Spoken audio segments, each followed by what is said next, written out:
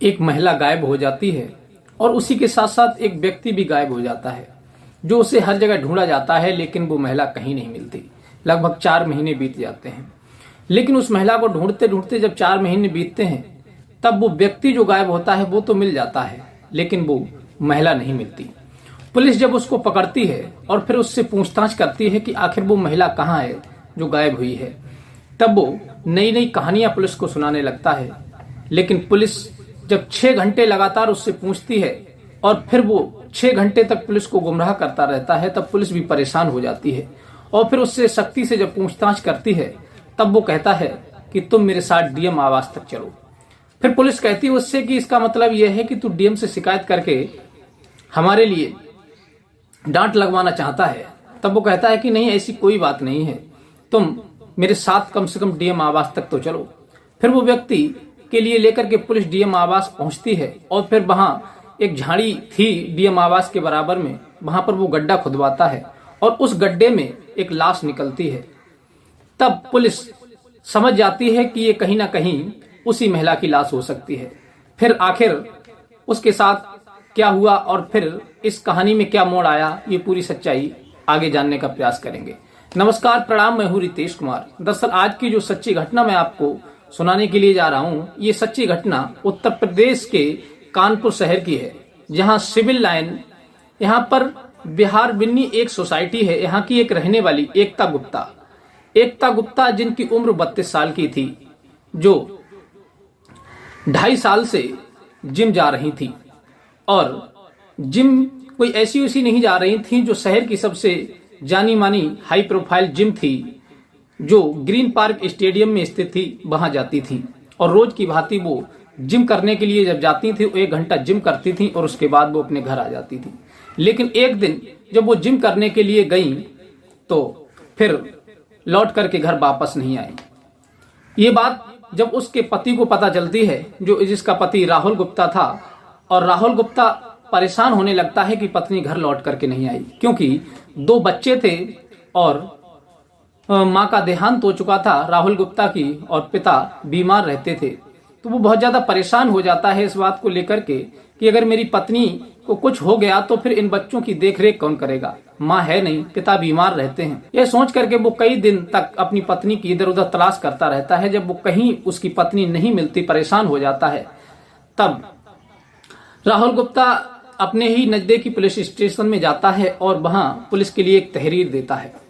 और पुलिस को जब तहरीर देता है तो वो कहता है कि साहब, मेरी पत्नी कई दिन से गायब चल रही है, प्लीज हमारी तहरीर लेकर के और अपहरण का मुकदमा दर्ज कर लीजिए, मुझे लगता है मेरी पत्नी को किसी ने किडनैप कर लिया है।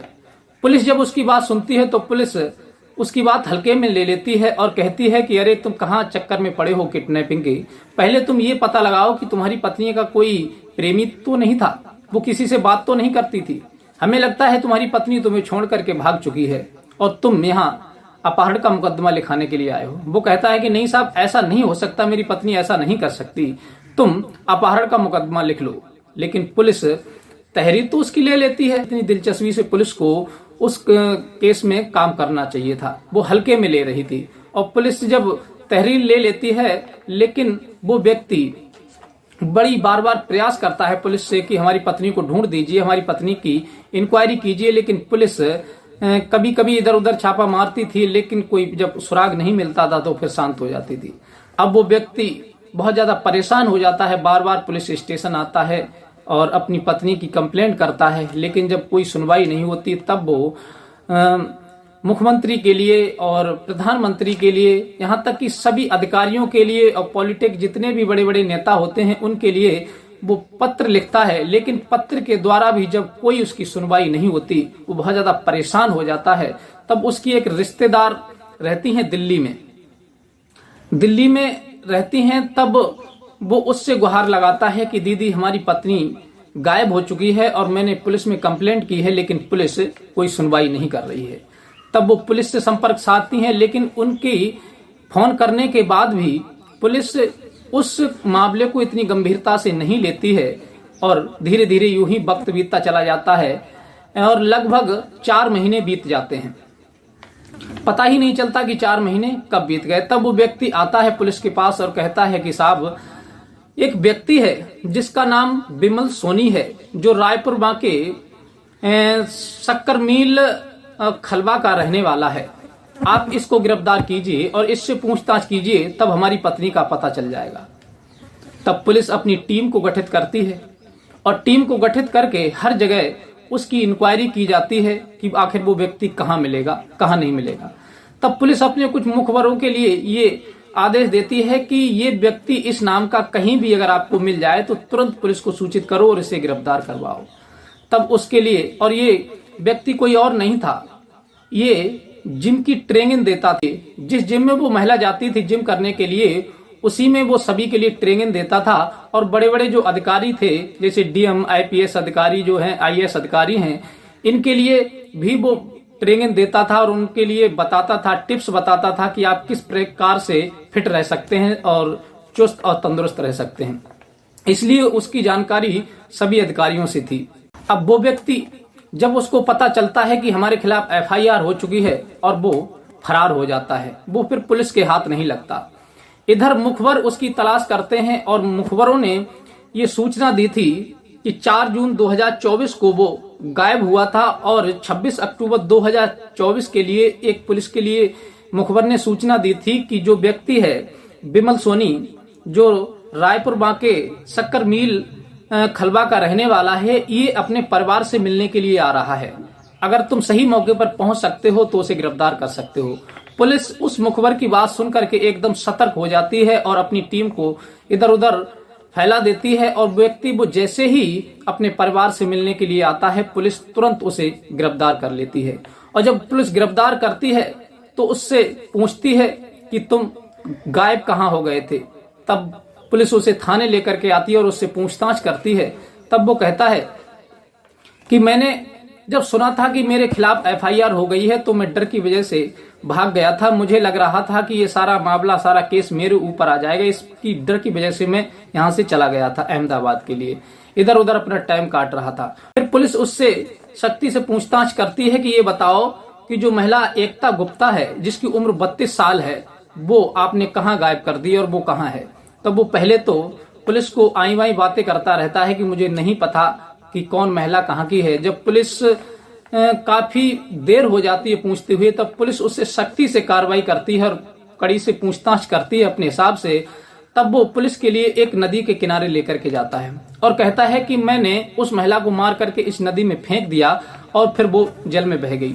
पुलिस उसकी बात मान करके गोताखोरों की मदद लेती है और फिर वहां खोज करवाती है, लेकिन वहां कोई भी सबूत नहीं मिलता। और वहां आसपास के लोग जब एकत्र हो जाते हैं तो उनसे भी पुलिस जानकारी लेती है कि आखिर तुमने कभी इस व्यक्ति को यहाँ आते हुए देखा, या फिर कोई ऐसी लाश बरामद हुई महिला की जो लगभग 30-32 साल की हो। तो वहां के लोग, स्थानीय जो लोग होते हैं, वो मना कर देते हैं कि हमें कुछ पता नहीं है कि आखिर कौन महिला थी और किसने किसे मारा था। पुलिस वहां से जब लौट आती है तब थाने में उससे फिर पूछताछ की जाती है। तब वो व्यक्ति पुलिस को फिर बहका देता है और फिर दूसरी जगह लेकर के जाता है। वहां भी कोई सबूत नहीं मिलता, तब फिर पुलिस उसे थाने लेकर के आती है। इस प्रकार से पुलिस जितनी भी बार उससे पूछताछ करती है तो वो हर बार नई जगह लेकर के पुलिस को जाता है। पहली बार पूछा तो पहली बार, और दूसरी बार पूछा तो दूसरी जगह, तीसरी बार पूछा तो तीसरी जगह, यानी इस प्रकार से नई नई 3-4 जगह वो पुलिस को लेकर के जाता है। लेकिन वो हकीकत जो बात थी वो नहीं बता रहा था। तब पुलिस का 6 घंटा बर्बाद हो जाता है। फिर पुलिस को गुस्सा आता है तो पुलिस फिर अपने हिसाब से जब उससे पूछताछ करती है, तब वो व्यक्ति कहता है कि तुम ऐसा करो, मेरे साथ डीएम आवास तक चलो। पुलिस कहती है कि इसका मतलब ये है कि तेरी जान पहचान सभी अधिकारियों से है, तो तू डीएम से कह करके मतलब हम पर डांट लगवाना चाहता है, तू मतलब सिफारिश करवाना चाहता है। वो व्यक्ति कहने लगता है बिमल सोनी की, नहीं, मैं किसी से तुम्हारी डांट नहीं लगवाऊंगा, तुम मेरे साथ कम से कम डीएम आवास तक तो चलो। पुलिस जब डीएम आवास तक पहुंचती है तो डीएम आवास के जस्ट बगल में ही उसकी डीएम की जो दीवार थी उसके बराबर में कुछ झाड़ियां उग आई थी, जगह खाली पड़ी थी। वहीं पर जाता है वो व्यक्ति और पुलिस से कहता है कि यहाँ पर गड्ढा खुदवाओ। जब वो गड्ढा खुदता है तो 5-7 फुट जब गड्ढा खुदता है तो वहां पर कुछ कपड़े मिलते हैं उस महिला के, जो पहन करके वो जिम जाया करती थी। और फिर उससे जब पूरी तरह से खोदा जाता है तो उसमें कुछ कंकाल मिलते हैं। लगभग उसी महिला की वो लाश उसमें दबी हुई थी। पुलिस को पूर्ण विश्वास हो जाता है कि जो महिला 4 महीने पहले गायब हुई थी वो इसी गड्ढे में दबी हुई है, इसी का जो कंकाल है। अब ये 26 अक्टूबर 2024 के लिए उस गड्ढे को खुदवाया जाता है, उससे कंकाल निकलवाए जाते हैं और फिर लगभग रात्रि के 8 बज रहे थे और पुलिस उस कंकाल को निकलवा करके पोस्टमार्टम के लिए भेज देती है। और फिर उस व्यक्ति से कड़ी से जब पूछताछ की जाती है कि आखिर तुमने इस महिला को मार करके यहाँ क्यों गाड़ा था, और उस जगह पर सोशल मीडिया भी बहुत इकट्ठी हो गई थी, बहुत सारे लोग, पुलिस डिपार्टमेंट के लोग सभी एकत्र हो गए थे और ये बात सोशल मीडिया पर और चारों तरफ बहुत ही जोर शोर से चर्चित होने लगी थी कि एक डीएम के आवास के बराबर में एक महिला की लाश मतलब गड़ी हुई दबी हुई मिली और किसी को कानो कान भनक नहीं थी। फिर पुलिस उससे पूछताछ करती है कि आखिर तुमने ऐसा क्यों किया। तब वो बताता है कि ये एकता गुप्ता जो थी ये जिम में जब आया करती थी तो मुझसे बात करने की कोशिश कर रही थी। तब मैंने इससे कहा कि तुम उस कार के पास खड़ी हो जाओ और मैं कुछ देर में आता हूं। तब मैं जब इसके पास गया तो ये मुझसे कहने लगी कि तुम कैसे व्यक्ति हो, तुम अपना विवाह कर रहे हो और न जाने कितनी महिलाओं से तुम प्रेम करते हो, कितनी महिलाओं को तुम अपनी बातों में बहका करके रखते हो। मुझे भी तुमने अपनी बातों में बहका करके काफी दिन से तुम मुझसे बात कर रहे थे और अब तुम अपनी शादी करने लगे हो। इस प्रकार से वो अभद्र शब्दों का प्रयोग करती है। तब विमल सोनी को गुस्सा आ जाता है और फिर वो एक मुक्का उसकी गर्दन में मार देता है और वो महिला मूर्छित होकर के उसी कार में गिर जाती है। जब उस कार में गिर जाती है तब वो कुछ देर के बाद उससे देखता है तो उसकी नाक से मुंह से खून निकलने लगता है और कुछ देर के बाद में जब वो देखता है कि वो महिला की मौत हो चुकी थी, अब वो डर जाता है कि आखिर मैं करूं तो करूं क्या, इस महिला को लेकर के कहां जाऊं। तब उस महिला को वो उसी गाड़ी में रख करके और डीएम आवास के पास पहुंचता है। डीएम आवास के पास जाकर के वहीं झाड़ी में जो जगह खाली पड़ी हुई थी वहां गड्ढा खोदता है और उसे वहीं दबा करके और वहां से फरार हो जाता है और वो गाड़ी अपनी बहन के यहाँ छोड़ करके चला जाता है, जिस गाड़ी में एकता गुप्ता को वो डाल करके ले गया था। अब पुलिस उसकी बहन के यहाँ भी दबस दी थी पुलिस ने और चारों तरफ दबस दी थी। जब उसका कहीं सुराग नहीं मिला था तब मुखबर के अनुसार उस व्यक्ति को गिरफ्तार किया गया था। अब ये बात चर्चा का विषय बनी हुई है कि उस व्यक्ति ने उस महिला को डीएम के आवास के पास में गाड़ दिया था और लोग ये बताते हैं कि एक फिल्म आई थी अजय देवगन की, उसमें इसी प्रकार का वाकया हुआ था कि डीएम के आवास के पास ही एक लाश को गाड़ा गया था। तो लोग इसकी तुलना करते हैं कि इसने 20 बार लगभग इस फिल्म को देखा था और उसी के सारे टिप्स अपनाए थे, सारे हथकंडे उसी फिल्म के अपना करके इसने इस महिला को इस प्रकार से यहाँ ला करके गाड़ा था और उसी दिन से ये फरार हो गया था। तो बड़ी मुश्किल के बाद में पुलिस के लिए ये व्यक्ति हाथ लगा है और लोग इसके कड़ी से कड़ी सजा की मांग कर रहे हैं और फिर उसका डीएनए वगैरह टेस्ट कराया जा रहा है और पोस्टमार्टम के लिए भेज दी गई है लाश। अब उसकी जो भी रिपोर्ट आएगी उसके खिलाफ मुकदमा लिखा गया है और उसे फिर जेल भेजा गया है। अब आगे उसमें क्या सजा मिलने वाली है, क्या उसके साथ होने वाला है, ये तो भविष्य ही बता सकता है। तो साथियों, ये कहानी सुना करके हमारा उद्देश्य किसी का दिल दुखाना नहीं है, किसी को परेशान करना नहीं है। हमारा उद्देश्य केवल आपको सतर्क करना है।